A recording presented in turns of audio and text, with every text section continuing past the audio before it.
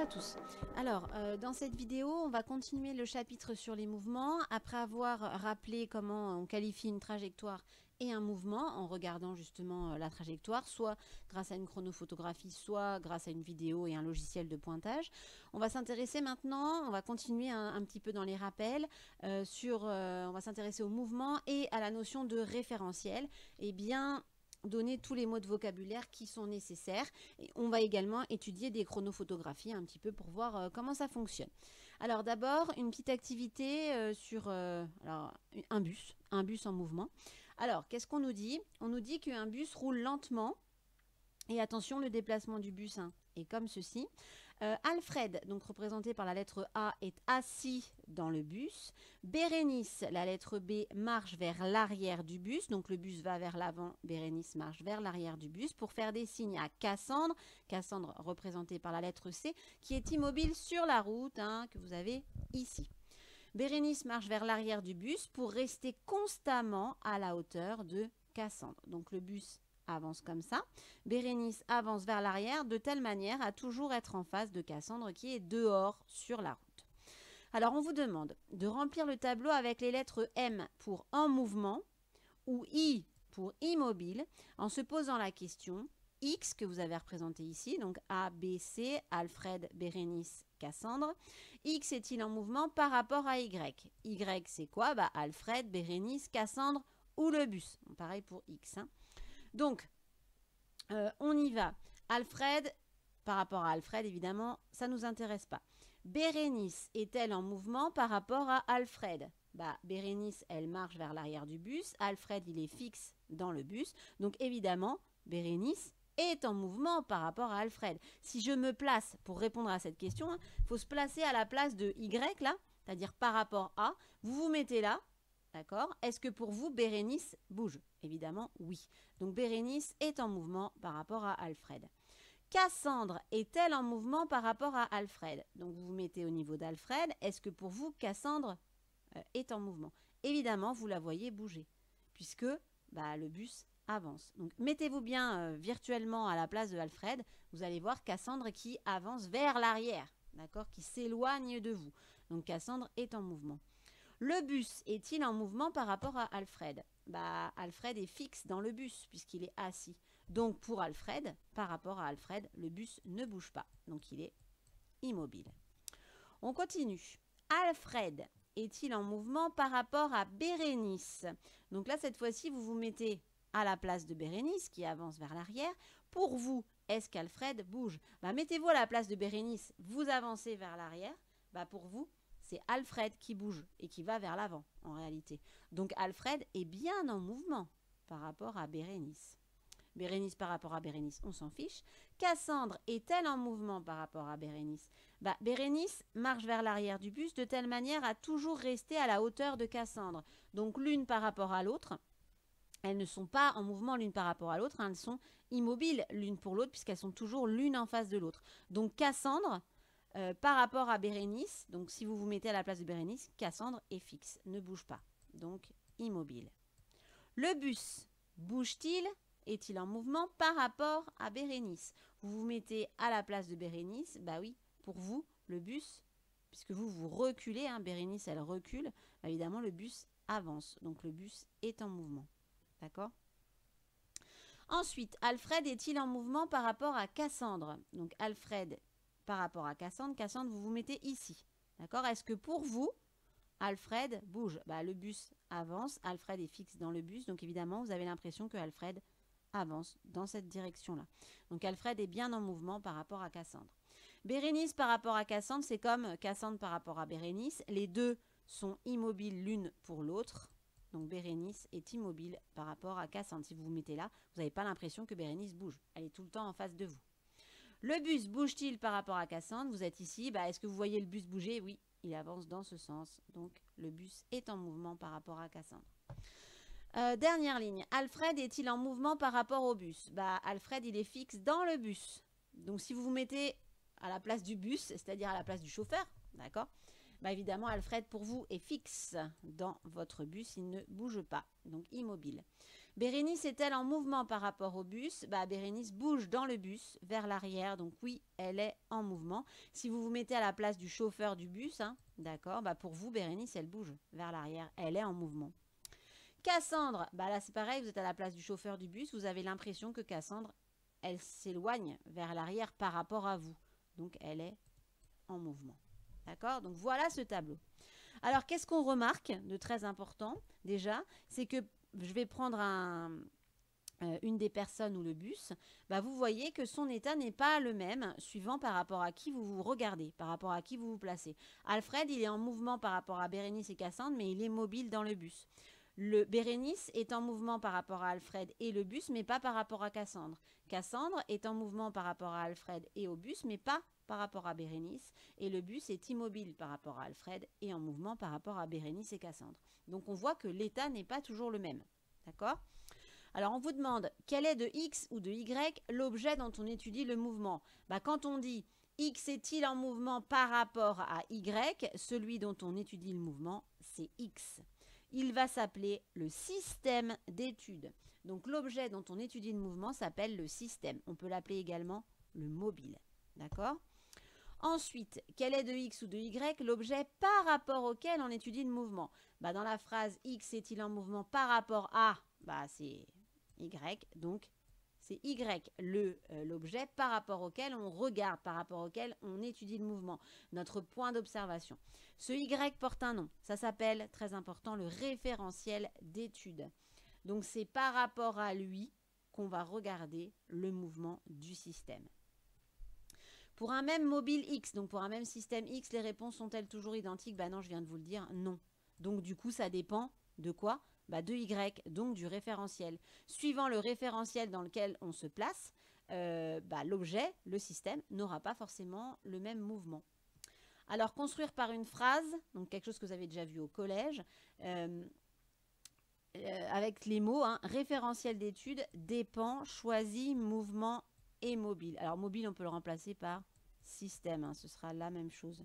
Bah, c'est quoi, évidemment? Le mouvement du système dépend, donc mobile ou système, hein, dépend du référentiel, waouh, c'est de mieux en mieux, du référentiel d'étude choisi.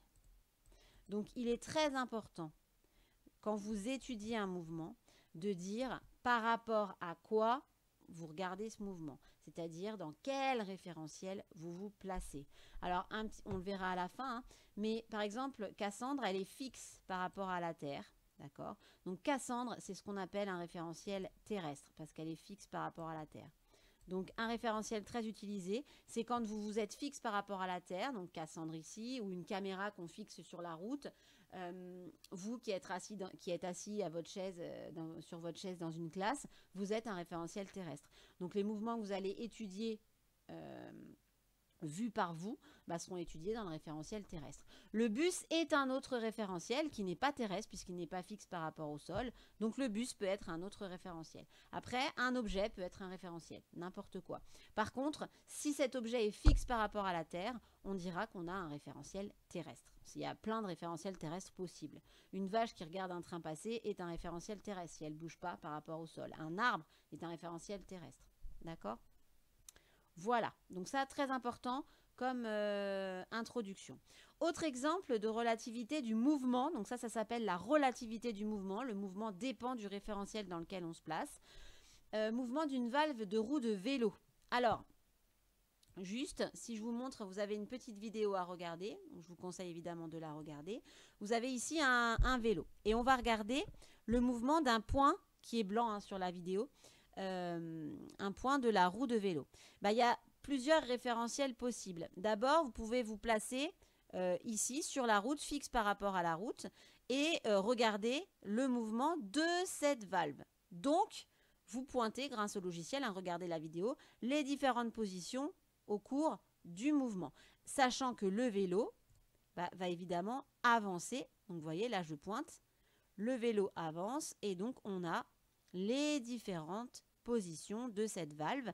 Et là, c'est dans le référentiel d'une caméra qui serait fixe par rapport à la route, donc un référentiel terrestre. Voilà ce qu'on verrait comme trajectoire. D'accord? La deuxième possibilité, donc je vais vous la remontrer après, c'est de se placer ici, au niveau du centre de la roue. Alors, il faut imaginer, hein, virtuellement, c'est une expérience de pensée, vous imaginez que vous êtes à cet endroit et que vous regardez le mouvement de ce point-là. Bah, évidemment, c'est assez facile hein, d'imaginer ce que ça va donner, puisque vous êtes ici. Qu'est-ce qu'il va faire, ce point? Bah, il va tourner autour de vous, tout le temps, pendant le mouvement. D'accord? Alors, ça donne quoi au final?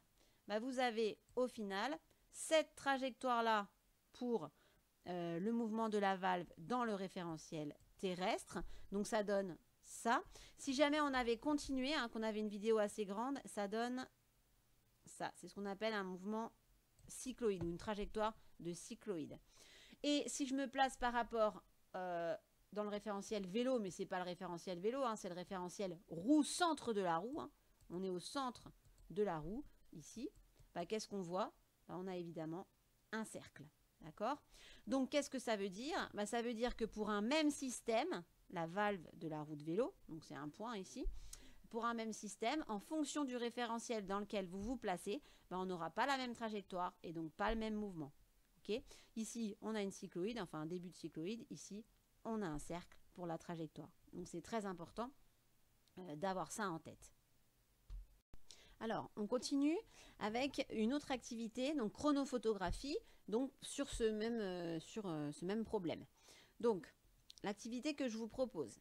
Donc d'abord, sur ce que c'est qu'une chronophotographie. Alors la chronophotographie, c'est une technique qui est très utilisée pour étudier les mouvements parce que c'est plusieurs images sur une même image, en fait, sur une même photo, on met plusieurs images qui sont prises à intervalles de temps réguliers. Ça veut dire, par exemple, ici avec le marteau, c'est comme si on avait pris des photos de ce marteau au fur et à mesure de son mouvement et qu'on les avait mis sur un même document, d'accord? Et chaque photo est prise à intervalles de temps réguliers. Alors c'est plutôt grâce à un film hein, qu'on fait des chronophotographies, ok?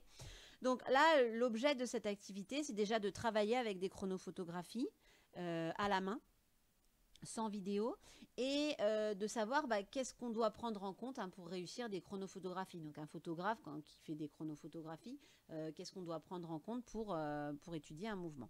Alors vous avez plusieurs documents. D'abord un document sur la chronophotographie d'un lancer de marteau. Donc voilà, avec 2 points repérés sur ce marteau, un point G au centre, en haut pardon, du marteau et un point M au bas du marteau. Ensuite vous avez une chronophotographie des battements d'ailes d'un papillon. D'accord, vous pouvez lire, on va relire après. Et la chronophotographie du mouvement d'une femme qui court, donc d'une joggeuse.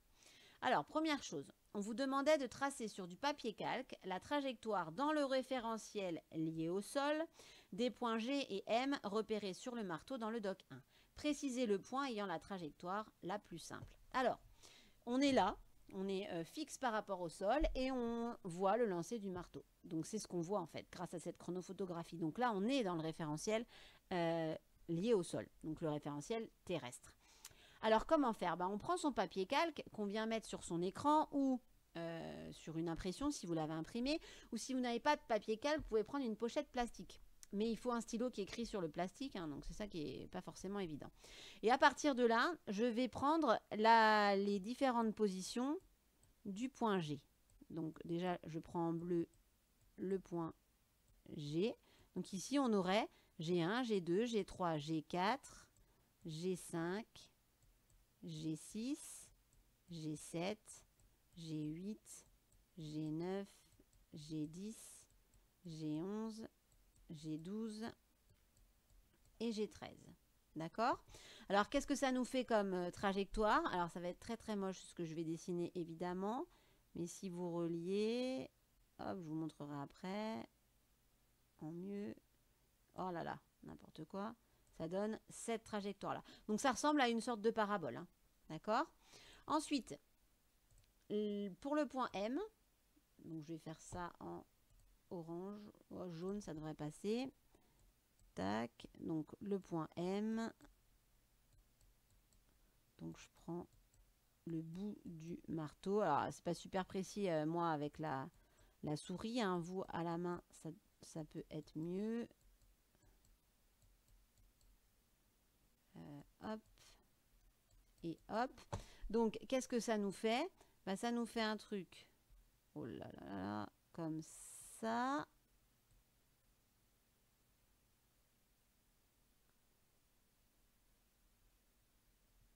Voilà. D'accord? Alors, bon, bah là, c'est une trajectoire quelconque. Il n'y a pas de nom. On nous demande quel point la trajectoire la plus simple. Bon, bah c'est assez évident. Hein, c'est la trajectoire bleue qui est la plus simple, qui ressemble à une parabole. C'est la trajectoire du point G. Alors, je vous montre. Regardez ce que ça donne. Moi, je l'ai fait avec une pochette plastique. Donc, voilà. Et bon, là, c'est encore mieux. Voilà ce que vous avez. Donc, celui qui a la trajectoire la plus simple, c'est évidemment le point... hop, voilà. Le point G qui a la trajectoire ici la plus simple. Donc en général, pourquoi je vous fais faire ça? Parce qu'en général, sur un objet, il y a une infinité de points et on ne va pas s'intéresser à tous les points, sinon c'est un travail très fastidieux. Donc on va prendre le point qui a la trajectoire la plus simple ou alors le centre de l'objet s'il est symétrique, enfin des choses comme ça. Ok? Alors ensuite, attention, on vous demandait de tracer sur du papier calque par rapport au point du marteau décrivant une trajectoire simple, donc c'est par rapport à G. Donc ça veut dire que le référentiel, ça va être G. On va se placer au niveau du point G. La trajectoire de l'autre point, donc c'est-à-dire du point M, et caractériser cette trajectoire. Alors, comment on fait ça? C'est ça qui vous a peut-être posé problème. Donc là, je passe sur un autre document parce que sinon on n'y arrive pas. Et je vais faire plusieurs petites choses. Alors, s'il veut bien, voilà. Donc je vais insérer une feuille de papier calque. Alors voilà ma feuille de papier calque que je rends transparente. Donc je vais pouvoir la déplacer. D'accord? Je vais me mettre au niveau du premier marteau et je vais mettre une croix au niveau du point M. Voilà, d'accord? Je vais la mettre en jaune. Ok? Et je vais mettre une croix au niveau du point G. Alors c'est pas super efficace, mais voilà. On est comme ça. Là on a G et là on a M. Je vais faire, parce qu'évidemment là, numériquement c'est pas facile, je vais grouper, alors ça s'appelle comme ça sur le logiciel, sauf que là, voilà, le temps que je le fasse, tac, tac, je groupe tout ça pour que ce soit ensemble. C'est-à-dire que maintenant, quand je vais bouger, je vais tout bouger ensemble. Donc je me remets ici, donc votre papier calque, vous avez votre point G et votre point M. Là, on veut le mouvement, enfin la trajectoire du point M par rapport au point G. Donc ça veut dire que ce point G ne doit pas bouger. C'est-à-dire que par rapport au point G, le point G, lui, par rapport à lui-même, il doit rester fixe. Donc à l'aide d'un papier calque, comment faire ça? C'est tout simple. On déplace le papier calque sur l'image suivante. Wow. Sauf que là, je ne sais pas ce qu'il m'a fait. Je suis sur quoi? Hop, je ne sais pas.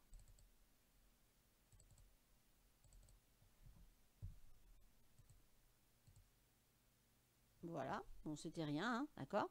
Je déplace. Ah, sauf qu'il n'a pas voulu, donc je recommence.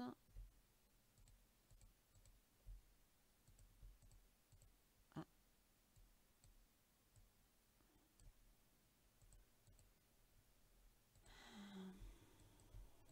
D'accord, donc là il y a un problème, mais je ne sais pas quoi.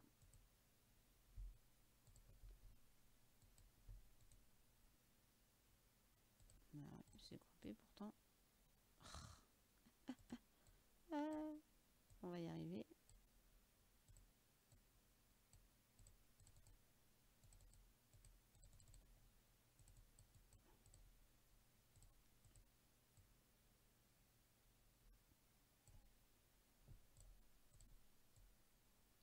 Voilà, d'accord. Donc je vais déplacer mon papier calque de telle manière que le point G reste fixe. Donc je déplace au niveau du point G. Et là, qu'est-ce que je fais? Je reprends la position du point M. Et là, qu'est-ce qui se passe? Il se passe que mon point M, j'ai bien sa position par rapport au point G qui, lui, est resté fixe. Donc, je recolle tout ça. Voilà. Et là, on y va. On recommence. Donc, je refais ça sur la position d'après. Le point G bouge pas. Alors, j'essaye de le mettre bien à la bonne position. Tac. Et je groupe pour que ça reste tout collé. Voilà. Ensuite, je déplace encore le papier calque. Voilà. Le point G ne bouge pas, puisque c'est par rapport à lui que je me place. Et je prends la position du point M. D'accord? Je groupe. Voilà. Et je fais ça à chaque fois. Donc, hop, là, je prends la position du point M. Je continue, je prends la position du point M, etc., etc. Alors, on voit déjà ce que ça va faire. Alors, je vous montre la correction de ce que ça nous donne. Regardez, alors moi, je l'ai fait avec une pochette plastique. Voilà, ça nous donne ça, d'accord? Donc, ça nous donne un cercle autour du point G qui, lui, est fixe, d'accord? Donc, le point M a une trajectoire circulaire dans le référentiel associé au point G, d'accord? Et voilà, un petit peu mieux dessiné. Donc, dans le référentiel terrestre, donc dans le référentiel lié au sol, on avait pour le point M une trajectoire quelconque, hein, comme ça, d'accord? Et dans le référentiel lié au point G, on a une trajectoire circulaire. Ok? Donc là encore, on vous demandait de conclure. Conclure, quoi? On voit encore que le point M, en fonction du référentiel dans lequel on se place, n'a pas le même mouvement. D'accord? Donc pas la même trajectoire, donc pas le même mouvement. Donc on retrouve la relativité du mouvement qui dépend, enfin le mouvement dépend du référentiel dans lequel vous vous placez. D'accord? On continue. Alors ensuite, on change un petit peu. Le point utilisé pour étudier le mouvement d'un système est le point ayant la trajectoire la plus simple. Donc ici, nous, ce sera évidemment le point G par rapport pour le marteau. On nous demande d'indiquer les informations perdues lors de la modélisation du marteau par ce point. Dans le référentiel terrestre. Regardez, si on prend la trajectoire du marteau, en regardant uniquement le point G, on perd quand même une information sur ce mouvement, puisque le marteau, qu'est-ce qu'il fait au cours du mouvement? Il tourne. D'accord? Donc l'information qu'on perd, c'est la rotation du marteau sur elle-même. Si on prend uniquement le mouvement du point G, on perd la notion de rotation du marteau. On continue. Identifier les informations du doc 2 et 3 permettant de choisir des échelles temporelles, donc ça veut dire des échelles de temps, et des échelles spatiales, donc là c'est sur les distances, pertinentes, donc qui seraient appropriées pour la description du mouvement des ailes du papillon et celui de la joggeuse dans le référentiel terrestre. Alors là on est dans le référentiel terrestre pour ces deux photos, puisqu'une caméra là est fixe et prend la vidéo du papillon qui bat des ailes. Et là c'est pareil, on est fixe par rapport au sol pour regarder la joggeuse courir. Alors, quel est au niveau temporel? Donc, qu'est-ce qu'on a au niveau temporel comme indication là-dessus? On sait que les ailes, c'est 10 fois, le battement d'ailes, c'est 10 fois par seconde. Donc, on sait qu'un papillon bat 10 fois par seconde des ailes. Et deuxième information temporelle, c'est combien il y a de battements d'ailes ici. Alors, on a l'impression qu'entre là et là, on a un battement entier. Vous voyez, les ailes sont ouvertes. Donc, on pourrait considérer qu'on a un battement et demi. Alors, c'est pas évident, là, c'est pas super précis, mais on peut considérer qu'on a un battement et demi représenté sur cette chronophotographie. Donc, ça, c'est pour temporel. Au niveau de la joggeuse, au niveau temporel toujours, qu'est-ce qu'on sait? On sait que la chronophotographie a duré 2 secondes. Donc, on connaît la durée totale de cette chronophotographie. Et qu'est-ce qu'on connaît aussi? On sait évidemment combien on a d'images. Alors, combien on en a? 1, 2, 3, 4, 5, 6, 7, 8, 9. On a 10 photos, 10 images. D'accord? Donc ça va nous permettre d'avoir évidemment des informations au niveau temporel. Au niveau spatial, maintenant. Donc, au niveau spatial, qu'est-ce qu'on a d'intéressant? Au niveau des battements d'ailes du papillon, on sait que l'aile du papillon a une taille de 5 cm. Ok? Donc, il suffit ensuite de mesurer la taille du papillon. D'accord? Donc, on mesure la taille. Et puis, alors, c'est pas du tout précis, on est d'accord. On mesure ça et on pourra avoir l'échelle correspondante. D'accord? Si, par exemple, ça fait, alors, je sais plus, je crois que c'est 0,5 cm. L'aile du papillon fait 0,5 cm sur le dessin. Et en vrai, elle fait 5 cm. Donc ça permet d'avoir une échelle spatiale. D'accord? Ensuite, au niveau de la joggeuse, qu'est-ce qu'on sait? On sait que la joggeuse, elle mesure 1,60 m. D'accord? Donc, on sait que la joggeuse... Alors là aussi, hein, c'est pas super précis parce qu'elle plie les jambes, etc. Vous voyez, ça bouge un petit peu. On va prendre, alors pas quand elle est en l'air, hein, je vais me mettre là à peu près, la taille de la joggeuse, 1,60 m en réalité. Et ça correspond, on mesure sur la chronophotographie combien ça fait. Alors je crois que c'est 2,8 cm, mais ça dépend. Hein. Ça dépend si vous avez agrandi sur votre écran, si vous mesurez sur votre écran, si vous avez imprimé. Donc prenez ce que vous avez vous. Hein. Ça fait 2,8 je crois cm sur le dessin, mais ça c'est si on prend le dessin imprimé. Hein. Ok. Et donc ça nous permet d'avoir une échelle spatiale. Alors, ça nous donne, si je vous montre un bien écrit, voilà. Donc, dans le document 2, on a l'information 10 battements par seconde et le nombre de battements photographiés, donc à peu près 1,5 battements. Et pour l'échelle spatiale, les ailes du papillon mesurent 5 cm en vrai et 0,5 cm sur le dessin. Donc, ça veut dire que pour 1 cm, je multiplie par 2, ça fait 5 x 2, 10 cm. Donc, voilà l'échelle spatiale pour le papillon. D'accord. Pour la joggeuse, on a l'échelle temporelle, donc 2 secondes, c'est la durée totale de la chronophotographie et on compte 10 photos. Et pour l'échelle spatiale, on a une joggeuse qui fait 1,60 m en réalité et 2,8 cm sur la photo. Donc ça permet d'avoir une échelle. Si vous avez pour 1,60 m en réalité, vous avez 2,8 cm, vous pouvez vous poser la question, 1 cm sur le dessin, combien ça fait en vrai? Donc c'est un point d'interrogation ça. Donc ça fait 1 fois 1,60 m divisé par 2,8 et on est en mètres. Donc du coup, ça vous fait 0,57 mètres, donc 57 cm. Si vous faites 1 fois 1,60 m divisé par 2,8, on arrive à 0,57 mètres. Et ça nous fait donc 57 cm. Ok ? On peut arrondir, vu le manque de précision quand même des mesures, hein, à 1 cm pour 60 cm en vrai. 1 cm sur la photo pour 60 cm en vrai. Alors, la fin de l'activité, on vous demandait à partir de ça, évidemment. Donc, on en est ici. Déterminer la durée entre deux images de la chronophotographie des documents 2 et document 3. Alors, la durée entre deux images. Pour mesurer la durée entre deux images, donc c'est-à-dire entre celle-là et celle-là, moi je veux la durée. Donc je veux le delta t entre ces deux images-là. Et je veux le delta t entre ces deux images-là. D'accord? Je vais mettre ça en bleu. Donc on veut ce delta t. Pour ça, qu'est-ce qu'il nous faut? Il nous faudrait la durée totale. D'accord? Et divisé par le nombre. Alors il faut faire attention à par combien on divise. Hein. Pas forcément par le nombre de photos. Parce que si vous regardez ici, on a la durée totale qui fait 2 secondes, hein, là on l'a, d'accord. Et on a combien d'intervalles, parce que nous c'est l'intervalle qu'on veut, c'est pas le nombre de photos.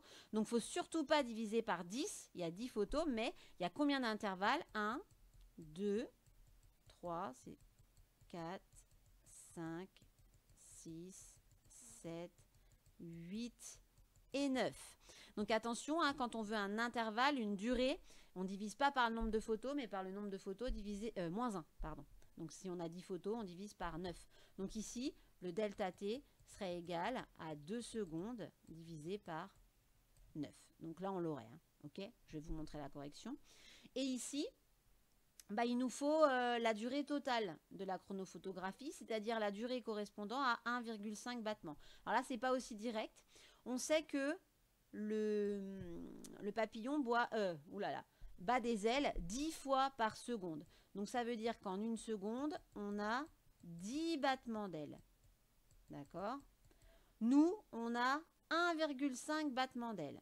Donc, soit vous le faites directement en mettant 1,5 et vous regardez combien ça fait. On peut le faire. Hein. Soit vous demandez pour un battement et puis ensuite, vous passez à 1,5 battements. Donc, ici, ça ferait quoi? Ça ferait 1,5 fois 1 sur 10. Bon, c'est pas trop dur. On arrive à 0,15 secondes. Donc, notre durée totale, elle fait 0,15 secondes. D'accord? Et on a combien d'intervalles? 1, 2, 3, et 4, parce qu'il y a en fait 1, 2, 3, 4, 5 photos, mais 4 intervalles. Donc pour avoir le delta t, c'est-à-dire l'intervalle entre deux photos, on fait 0,15 divisé par 4. Et on aura le résultat en secondes. D'accord? Alors, ça donne quoi au final?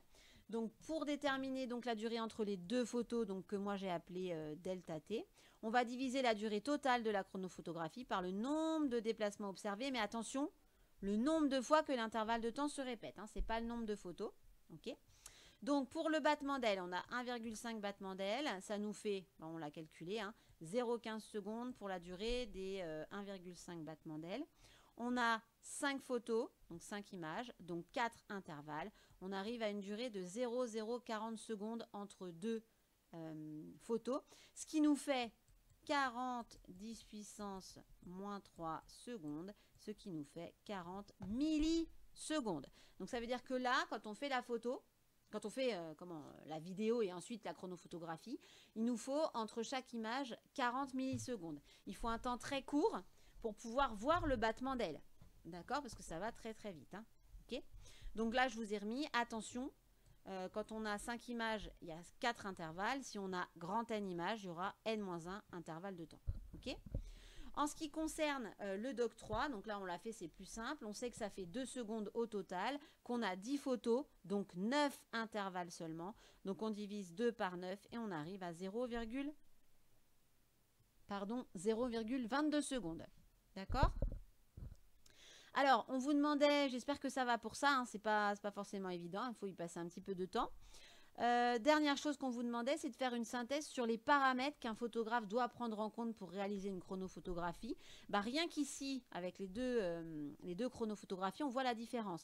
Là, entre chaque image, on a 0,22 secondes. C'est quand même pas mal, ça fait 220 millisecondes. Alors que pour le papillon, pour pouvoir voir les battements d'aile, les différents battements d'aile, il faut 40 millisecondes entre chaque image. Donc un temps beaucoup plus court. Donc ça veut dire que suivant le mouvement qu'on va observer, il va falloir connaître la durée évidemment totale du mouvement, donc pour pouvoir la voir dans sa totalité. Et surtout, il faut connaître le nombre de photographies qu'on veut. Il faut ensuite les dimensions de l'objet, d'accord, et du mouvement global pour pouvoir avoir une échelle spatiale précise. D'accord? Donc, voilà, hein, je vous le laisse, hein, vous pouvez mettre pause pour regarder en détail. Donc, pour pouvoir avoir une chronophotographie, c'est surtout le temps qui va compter, c'est-à-dire entre chaque image, en fonction du mouvement qu'on a étudié, c'est le temps qui va être très très important. D'accord? Alors, juste un petit détail important, quand on veut une échelle spatiale, il ne faut surtout pas prendre des images qui sont à l'arrière-plan. Par exemple, ici, il ne faut pas prendre, si on avait eu un objet qui est plus loin, il ne faut pas prendre, pour avoir l'échelle spatiale, mesurer cet objet loin. Pourquoi? Parce qu'il y a une histoire on est en 3 dimensions, hein, d'accord? Et ce qui est loin nous apparaît plus petit qu'en réalité. Donc évidemment, ça faussera. Donc c'est pour ça qu'ici, il faut prendre la taille de la joggeuse. Hein, c'est souvent les tailles des objets qu'on observe qui sont utilisés. Donc on prend la taille de la joggeuse, parce que là, c'est au premier plan. D'accord? Pareil pour le papillon, hop, on est là. Il ne faut pas prendre la taille d'une fleur qui se trouve derrière. Il faut prendre quelque chose. Donc ici, c'est le papillon, l'objet qui est au premier plan. Parce que sinon, on risque d'avoir des soucis. Donc voilà pour cette activité chronophotographie. J'espère que ça va. Et donc, on peut maintenant passer à la synthèse sur ce que vous avez à savoir sur système et référentiel. Alors, au niveau de ce que vous avez à retenir, donc déjà au niveau des mots de vocabulaire, il faut absolument connaître le mot système et le mot référentiel et ce que ça veut dire. Alors, il faut aussi bien avoir en tête ce que ça veut dire que la relativité des mouvements. Donc, rien de mieux que ce petit exemple avec un ascenseur. Vous avez une personne qui est dans un ascenseur et une personne qui est, on va dire, à la porte de l'ascenseur. D'accord ? Quand la personne dans l'ascenseur monte, pour cette personne-là, cette personne est en mouvement vertical vers le haut. Alors que pour cette personne, elle dit « je suis immobile » parce qu'elle ne sent pas le mouvement forcément. Des fois oui, mais des fois non. Et surtout, elle est immobile par rapport à l'ascenseur. Donc tout ça pour dire qu'une même personne, en fonction du référentiel, va avoir des mouvements différents. Cette personne-là, si je prends cette personne-là, par rapport à la deuxième personne, elle va être en mouvement vertical vers le haut. Mais par rapport à l'ascenseur, elle va être immobile. Donc ça veut dire qu'il va falloir faire attention à cette notion de relativité du mouvement et à toujours définir le système et le référentiel. Alors le système, c'est l'objet qui bouge, donc l'objet dont on va étudier le mouvement, d'accord? Et pour étudier ce mouvement, on définit toujours un repère d'espace et une horloge pour avoir le temps. C'est-à-dire qu'en gros, on définit l'espace et le temps, notion d'espace-temps. Ça doit vous avez sûrement déjà entendu ce terme-là. Et donc, l'association de ce repère et de l'horloge qu'on va prendre va constituer justement le référentiel d'étude. Ok? Alors, par exemple, ici, si j'avais étudié le mouvement de cette personne, je pourrais avoir un repère d'espace. Ce serait par exemple un axe, par exemple OX, OY. Voilà, ça me donne un repère d'espace pour pouvoir déterminer et dire quelles sont les positions de cet objet en fonction du temps. Ok? Et une horloge, c'est-à-dire que, par exemple, je décide à quel moment je suis à t égale 0, c'est-à-dire comme si j'avais un chronomètre que je déclenche. J'aurais très bien pu décider que l'origine des dates, donc t égale 0, c'était le moment où l'ascenseur commençait à monter. Ok? Donc toujours définir un repère d'espace et un repère de temps. Ensuite, pour les mouvements, vous aurez souvent des échelles et temporelles et spatiales pour décrire justement les mouvements. Alors bon, ça c'est au cas par cas évidemment, mais il faut choisir des échelles qui soient cohérentes. Alors là, je vous ai mis un exemple.